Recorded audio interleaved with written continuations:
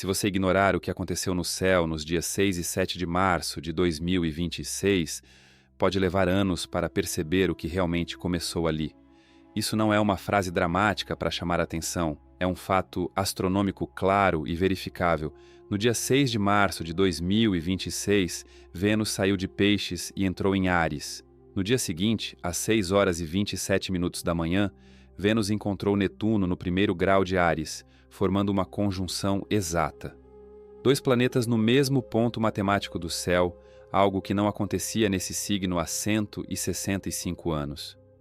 Você está diante de uma mudança de ciclo rara, e mudanças raras não anunciam sua importância com barulho. Elas simplesmente começam. Enquanto a maioria das pessoas seguiu a rotina normalmente, sem notar nada além da passagem dos dias, algo na qualidade do movimento coletivo mudou. Durante 14 anos, Netuno esteve em Peixes, o signo da água profunda, do sonho coletivo, da sensibilidade ampliada e da dissolução das fronteiras. Foi um período em que aprendemos a sentir mais, a imaginar mais, a fluir mais. Mas também foi um período em que a clareza muitas vezes se confundiu com fantasia e a visão se misturou com projeção. Quando o planeta das ilusões permanece tanto tempo no signo da dissolução, a linha entre o que é real e o que é apenas possível se torna difícil de distinguir. Agora, essa fase terminou. Netuno entrou em Áries em 26 de janeiro de 2026, e Áries não dissolve. Áries inicia. Áries não contempla por muito tempo. Áries decide e se move. O que antes era apenas visão, começa a pressionar por ação. O que antes flutuava no campo das ideias começa a exigir direção concreta. Mas essa transição se intensificou no momento em que Vênus também entrou em Áries e encontrou Netuno nesse primeiro grau. Porque Vênus não opera naturalmente nesse território. Em astrologia, isso é chamado de detrimento, o que significa que o planeta está fora da sua zona de conforto. Vênus prefere harmonia, equilíbrio, reciprocidade, construção cuidadosa entre dar e receber. Áries, por outro lado, não espera equilíbrio perfeito para agir. Áries deseja com urgência, fala com franqueza e se move antes de receber confirmação. Quando Vênus entra em Áries, o amor se torna direto, o desejo se torna explícito, a decisão vem antes da validação. Isso pode parecer impulsivo à primeira vista, mas depois de 14 anos de dissolução, talvez o que estivesse faltando não fosse mais sensibilidade, e sim coragem. Essa conjunção não marca apenas um novo sentimento no ar. Ela marca o início de um movimento. A pergunta não é se algo começou. A pergunta é se você vai reconhecer esse início enquanto ele ainda está tomando forma. Existe algo que o mundo precisa nesse tipo de coragem que começa a emergir agora. Mas existe também algo que exige atenção, porque nem tudo o que brilha nos primeiros segundos possui a profundidade que parece ter. É aqui que entra Netuno. Netuno é o planeta das ilusões, mas também é o planeta da inspiração mais elevada, da compaixão mais pura, do amor que ultrapassa o pessoal e toca algo maior. Netuno não mente exatamente. Ele revela o que poderia ser, o que desejamos que seja, o que em algum nível já existe como potencial. O desafio é que quando essa imagem aparece com intensidade suficiente, torna-se difícil distinguir entre aquilo que está apenas emergindo e aquilo que já está consolidado. Quando Vênus e Netuno se encontram no primeiro grau de Áries, algo específico é ativado. Não existe um nome simples para isso. É o impulso que parece definitivo antes de ser testado. É a centelha que parece incêndio. É o desejo tão vívido que se confunde com memória. Nesse ponto, o que você sente pode parecer absoluto. Mas intensidade não é sinônimo de maturidade.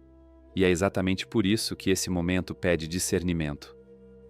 Nas profundezas do oceano, existem criaturas que desenvolveram sentidos que a superfície nunca precisou. Tubarões, por exemplo, possuem estruturas chamadas ampolas de Lorenzini, capazes de detectar campos elétricos mínimos gerados pelo batimento do coração de outro ser vivo. Eles não enxergam a presa, não escutam, não seguem apenas o cheiro, eles percebem algo mais sutil, detectam o campo invisível que revela o que está vivo ali. Não é imaginação, é leitura de sinal. Algo semelhante começa a ser ativado agora. Não como metáfora poética, mas como processo interno real. Há percepções surgindo que não passam pelo caminho tradicional da lógica ou da análise. Elas surgem como sensação precisa, como reconhecimento imediato, como algo que ressoa antes de ser explicado. A pergunta que esse céu traz não é se o que você sente é verdadeiro. A pergunta é se você possui o instrumento adequado para interpretar o que está sendo captado. Existe uma diferença entre a pressão da água a 10 metros de profundidade e a pressão a 1000 metros. Não é apenas intensidade maior, é uma mudança de regra. A 10 metros o corpo se adapta, a 1000 metros o corpo precisa de outra estrutura, outra preparação. Algumas pessoas vêm sentindo essa pressão há meses, talvez há anos.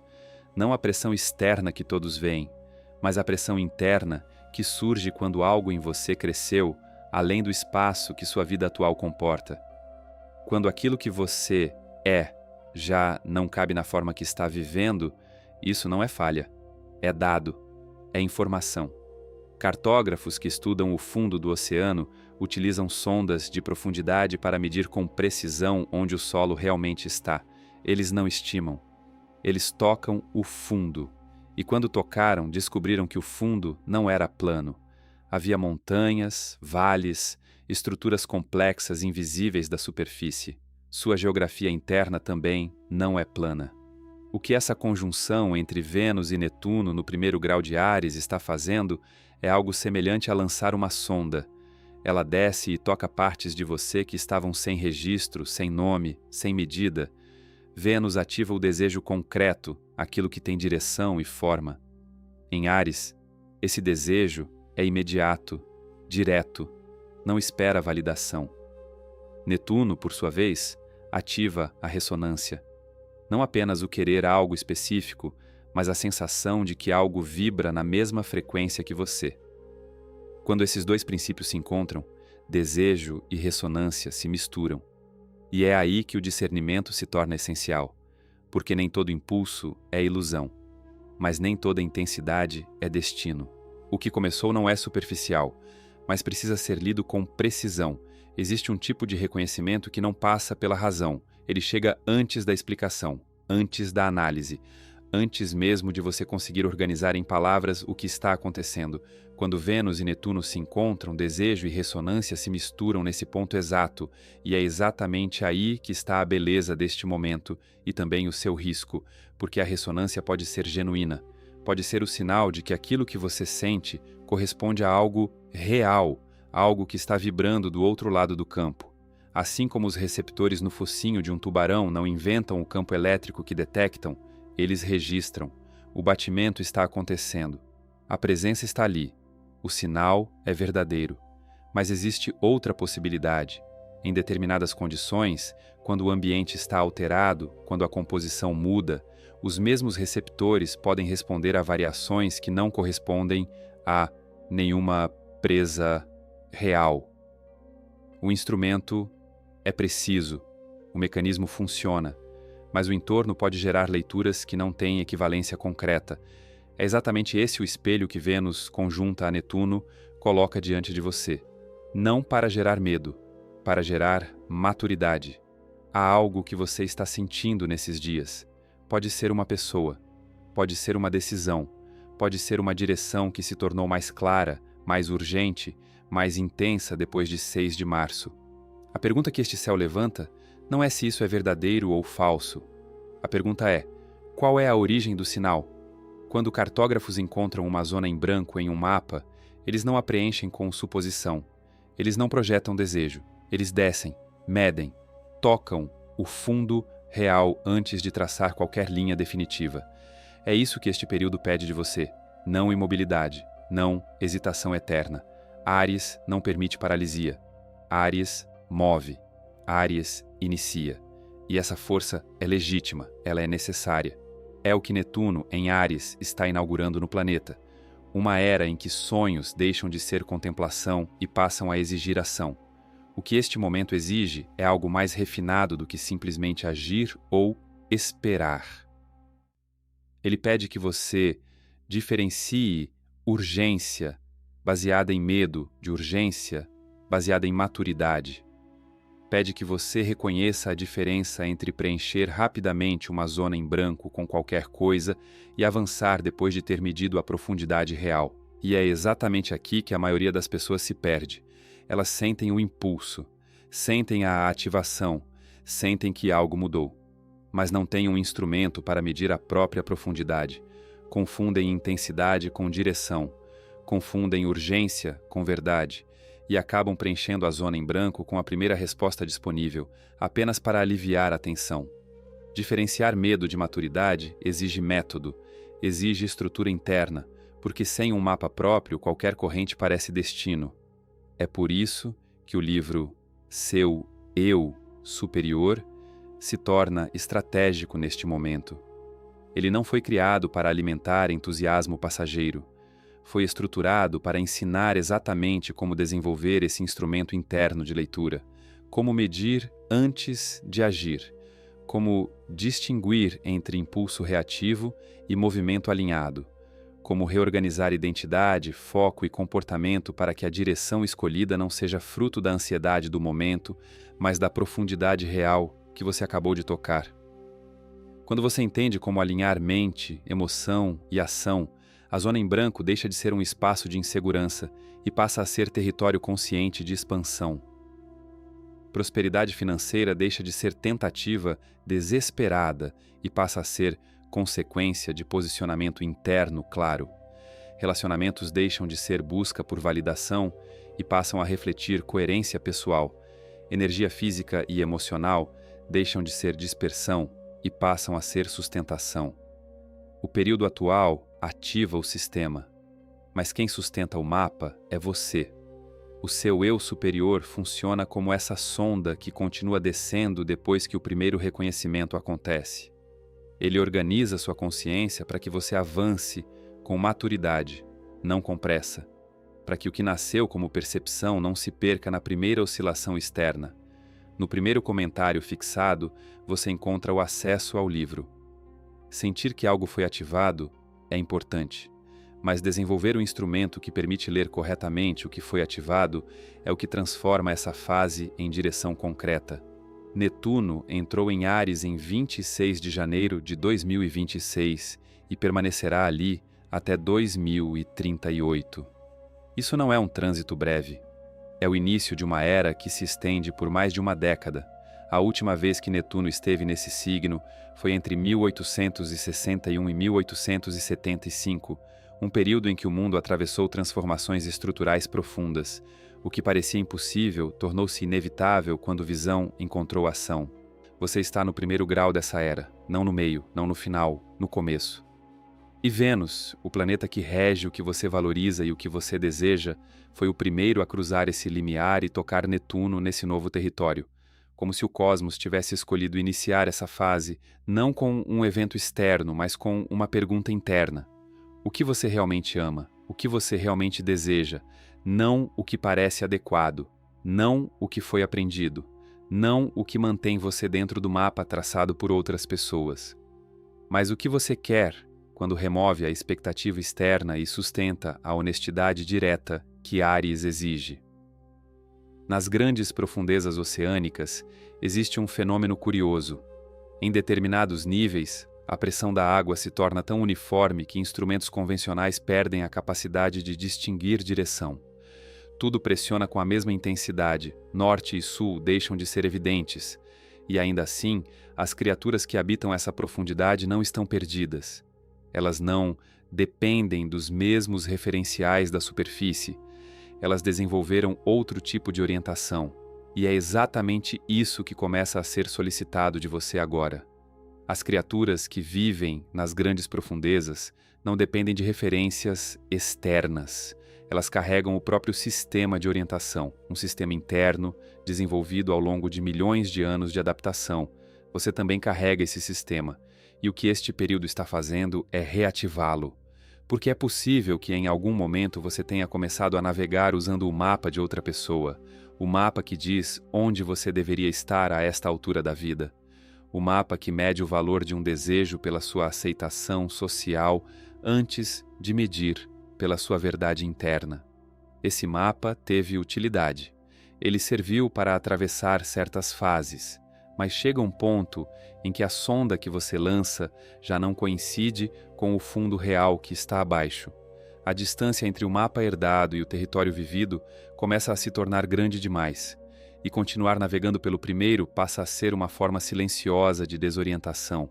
Este é esse momento. Não porque algo esteja quebrado, mas porque algo cresceu o suficiente para exigir um mapa próprio. Zonas em branco não são ameaças, são convites. E este céu, com toda a sua tensão entre o desejo urgente de Vênus em Áries e a névoa expansiva de Netuno, com toda a honestidade que exige e toda a ilusão que simultaneamente pode oferecer, está diante de você como um oceano ainda não cartografado. Não para que você se perca nele, mas para que, pela primeira vez, comece a traçar as linhas com a própria mão. O que se faz diante de um oceano desconhecido? Não se ignora, não se permanece na margem esperando que alguém explore primeiro, e também não se mergulha sem instrumento. Cartógrafos seguem um protocolo. Primeiro delimitam o que já está medido, o que já é conhecido, o que não precisa ser explorado novamente. A partir desse limite claro, avançam em direção ao que ainda não conhecem. É exatamente isso que este período pede de você. Nos próximos dias, sob essa conjunção entre Vênus e Netuno, diferentes experiências podem surgir. Algumas pessoas sentirão uma clareza repentina sobre algo que estava confuso há muito tempo, não como raciocínio elaborado, como reconhecimento direto, como se a sonda tivesse tocado o fundo e o número registrado fosse exato. Outras sentirão o oposto, uma urgência que ainda não sabe a que direção pertence. Isso também é um dado válido, o sistema está ativo, as leituras estão acontecendo, algumas pessoas, inclusive, sentirão as duas coisas ao mesmo tempo. O que todas essas experiências têm em comum é simples. Não são ruído, são dados. A diferença entre ilusão e visão não está na intensidade com que são sentidas. Ambas podem ser igualmente fortes. A diferença está no que resiste ao tempo. A ilusão perde definição quando você se aproxima. A visão ganha contorno à medida que você avança. O que parece uma mancha distante se torna forma clara quando você desce com o instrumento adequado. Esse é o trabalho destas semanas. Não decidir tudo agora. Não fechar mapas antes que a exploração termine, mas manter o instrumento ativo. Continuar medindo. Continuar descendo. E confiar que a geografia real do seu fundo é mais interessante, mais precisa e mais sua do que qualquer mapa que alguém tenha desenhado por você. Há algo mais que este céu pede que você considere. Netuno permanecerá em Áries até 2038. O que você começa a cartografar agora não é um destino final. É o primeiro traço de um mapa que levará mais de uma década para ser completado. Você não precisa saber hoje aonde cada corrente leva. Você não precisa ter o desenho inteiro antes de se mover. Exploradores não esperam o fundo estar totalmente medido para lançar a sonda. Eles avançam com o que sabem, e a cada descida o mapa se torna mais real. Existe um momento na cartografia oceânica que é descrito como o mais estranho de todos. O instante em que a sonda toca o fundo de um território nunca antes explorado. Há um breve silêncio, e então o instrumento registra a distância. Aquilo que até então era apenas uma zona em branco se transforma em coordenada, em número, em algo que existe. Esse instante é este. Não o fim de algo, não o começo confuso de algo indefinido, mas o momento em que a zona em branco deixa de ser branca e o mapa começa, finalmente, a ser seu.